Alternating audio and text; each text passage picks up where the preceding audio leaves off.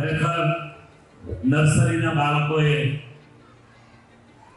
ભાંગડા નૃત્ય કર્યું. એમાં એક નાનો એવું બાળક 3 વર્ષનું.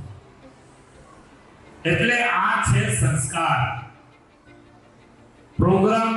ખરેખર હું મારા શિક્ષકોને અભિનંદન એટલે આપીશ કે જ્યારે આ સંસ્થામાં બાળકોને કોઈ પણ પ્રકારની વાત શીખવવામાં આવે છે ત્યારે એમાં સંસ્કારનું મહત્વ હોય છે. આજે આપણે જોઈ રહ્યા છીએ ભારતીય સનાતન સંસ્કૃતિ ઘણી બધી રીતે ડાઉન થઈ રહી છે. એનું કારણ આપણે છીએ.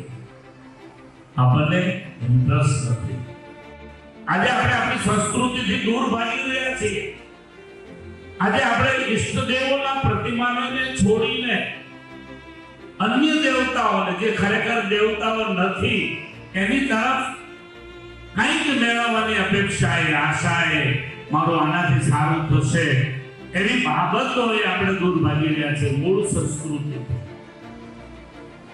આજે આપણે બાળકોને રામ કોણ છે, કૃષ્ણ કોણ છે, શિવ કોણ છે, માં દુર્ગા કોણ છે એ શીખવાડવાની જગ્યાએ આપણે બીજું કંઈક શીખવી રહ્યા હોય એવું લાગે છે. અન્ય સંસ્કૃતિના નાના બાળકોને તમે કોઈને ઇસ્લામ સંસ્કૃતિના કુરાન વિશે પૂછો તો જવાબ આપશે. આપણા બાળકોને રામાયણ શું છે ખબર નથી, મહાભારત શું છે ખબર નથી, ગીતાજી જેવા ગ્રંથોનું જ્ઞાન નથી. આપવું પડશે મિત્રો. સંસ્કૃતિ છે એ બાળકોથી જ ટકે છે. આજ બાળક ભવિષ્યનો ડોક્ટર છે, આજ બાળક ભવિષ્યનો એન્જિનિયર છે, આજ બાળક ભવિષ્યનો સાયન્સનો વૈજ્ઞાનિક છે, આજ બાળક દેશનો નેતા છે. નરેન્દ્ર મોદી સાહેબ, આપણે એના વખાણ કરીએ કદાચ, આપણા માટે કેટલી જહેમત એ માણસ ઉઠાવી રહ્યો છે, વિચારી ના શકીએ. હવે એને શું જરૂરિયાત છે? આવો વિચાર આવે પણ સતત ઝઝૂમી રહ્યો એમ કહી શકાય. એ કેવળ ને કેવળ આપણા માટે. ઘણા પોલિટિકલ રીતે બીજા લોકો સાથે જોડાયેલા હોય તો એને ના મારો શબ્દ મગજમાં બેસે, પણ અનુભવની બાબત છે કે આજે જે દેશની સંસ્કૃતિ 500 વર્ષના યુદ્ધ પછી રામ મંદિર જે ભૂમિ ઉપર બનવું અશક્ય હતું, જ્યાં 370 અટવી અશક્ય હતી, ત્યાં 3 તલાક હટવા અશક્ય હતા, જ્યાં સમાન સિવિલ કોડની વાત આવે તો યુદ્ધ ફાટી નીકળે આવી પરિસ્થિતિઓ, અને એ આજે ઝઝૂમીને કામ કરી રહ્યું છે કેવળ ને કેવળ આપણા નાના બાળકોના ભવિષ્યમાં. આ દેશ જેટલો સુરક્ષિત હશે, આ દેશ જેટલો સનાતન સાથે જોડાયેલો હશે, એટલું જ આપણા બાળકોનું ભવિષ્ય ઉજળું હશે. મિત્રો, હું કાલે જ આવ્યો અમેરિકાથી 1.5 મહિનાનો પ્રવાસ કરીને.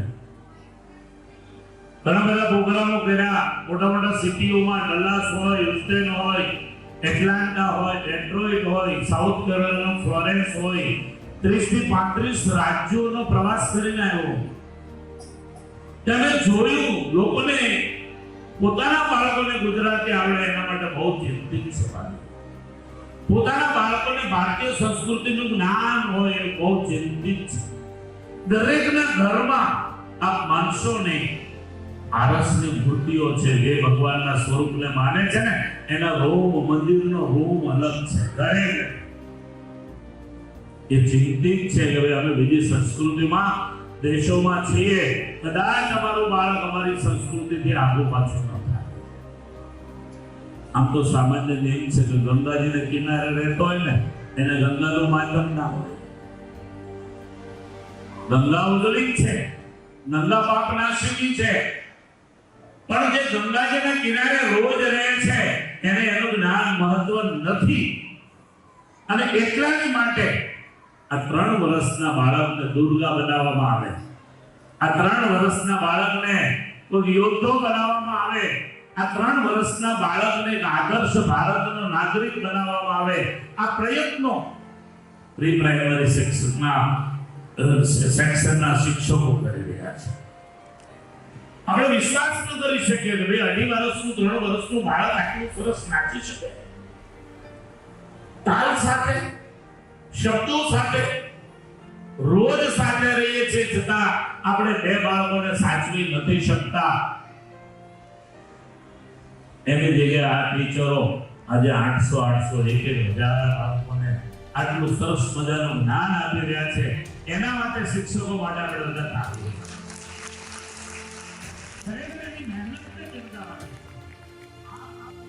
આપણે આપણા બાળકનો જન્મદિવસ અંધારામાં જવામાં તરફ નહીં, કેક કાપ્યા પછી મીણબત્તીને ફૂંક મારીને વલોવતા હોઈએ છીએ.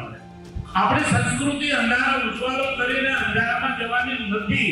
આપણી સંસ્કૃતિ અંધારામાંથી પ્રકાશ તરફ જવાની સંસ્કૃતિ.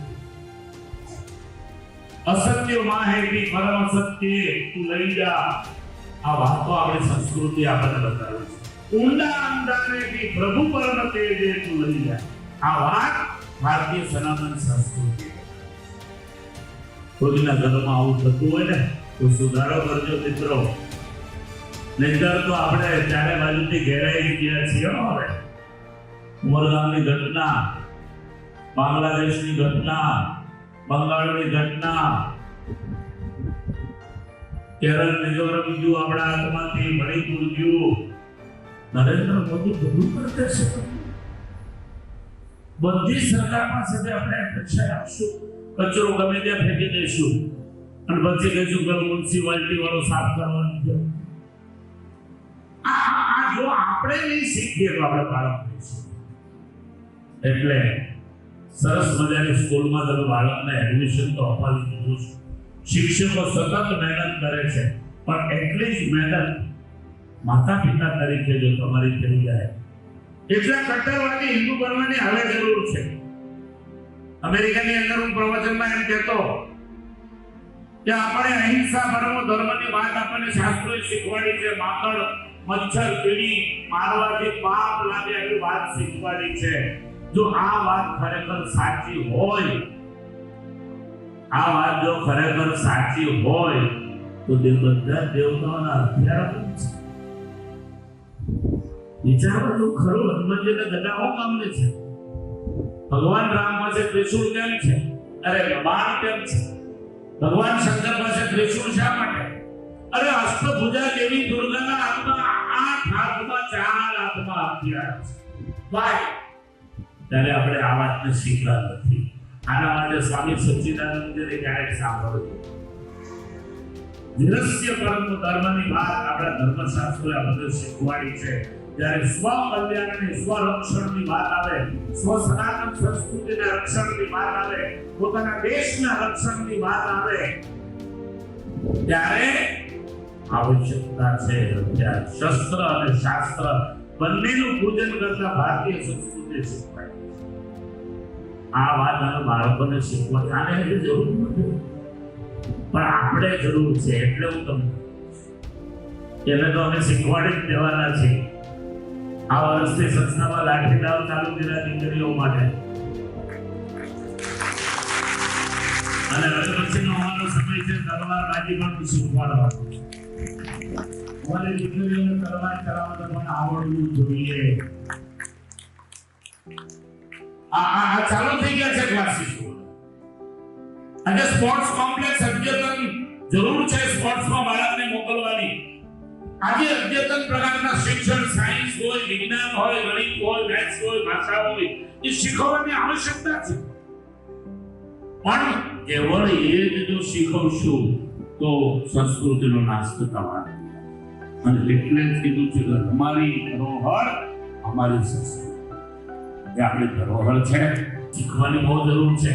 આર્કિટેક્ચર, એન્જિનિયરિંગ આવી રહ્યું છે, એની જરૂર છે, પણ સાથે સાથે સનાતન સંસ્કૃતિ નથી તો કાંઈ નથી. વિશ્વમાં ઘણા બધા એવા લોકો થઈ ગયા, રાવણથી લઈને કંસથી લઈને આ દિવસ સુધી ઓસામા બિન લાદેન સુધીના, કે જેઓ ભણેલા હતા, ડિગ્રી વાળા હતા, જેની પાસે ધન હતું, અઢળક, પણ કેવળ સંસ્કાર નહીં હોવાને કારણે એની સંપત્તિ એના જ નાશનું કારણ હતું. સંસ્કાર નહીં. એટલે આપણું બાળક આદર્શ બને, શિક્ષિત બને, કટ્ટરવાદી હિન્દુ બને, સનાતન સંસ્કૃતિ વાળો બને અને શિક્ષિત બને, પોતાના જીવનમાં ખૂબ સારો વિકાસ પામે અને માતા પિતાનું, પોતાના શિક્ષકનું, પોતાની સંસ્થાનું, પોતાના દેશનું ગૌરવશાળી બને, એ ભાવના સાથે ભગવાન શ્રી હરિના ચરણોમાં પ્રાર્થના સાથે આપ સૌ ચાલુ દિવસે પણ કેવળ ને કેવળ બાળકોને મોટિવેટ કરવા માટે આવ્યા છો, એ બદલ આપ સૌને ખૂબ ખૂબ અભિનંદન આપી ફરીવાર અમારા શિક્ષકોને કેવીને અભિનંદન આપી અમારા વક્તવ્યને વિરામ આપું છું. અસ્તુ. જય હિન્દ, જય ભારત, જય સ્વામિનારાયણ.